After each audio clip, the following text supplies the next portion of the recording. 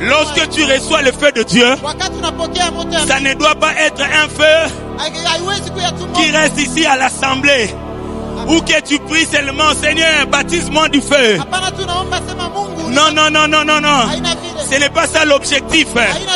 Lorsque le feu de Dieu descend sur toi, c'est pour que les hommes qui sont là-bas à côté, c'est pour qu'au milieu de ton travail, les hommes qui n'ont jamais découvert la main de Dieu, c'est pour que lorsque, là où tu pars étudier, les hommes qui n'ont pas encore expérimenté la main de Dieu, lorsque tu viendras, que tu apportes les langages de Dieu, que tu apportes les langages de Dieu.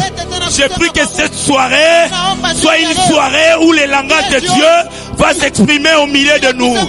Père éternel, fais-nous grâce afin que nous exprimons ton langage au milieu de ton peuple, afin que les nations voisines, les hommes qui ne te connaissent pas, commencent à te connaître par rapport à ton langage au milieu de nous.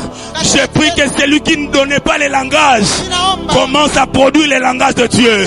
Si tu n'avais pas la capacité de démontrer Dieu, à partir de ce soir, tu commences à expérimenter les langages de Dieu. Si c'était les langages par rapport à la sorcellerie, je prie Dieu ce soir que les hommes sachent par toi, la puissance de Dieu est réelle. Les puissances des mondes des ténèbres commencent à disparaître alors que tu avances avec le Seigneur. Les puissances occultes commencent à reculer alors que tu avances. Les puissances de la pauvreté commencent à céder les places alors que tu avances. Les puissances des hommes commencent à laisser place alors que tu avances.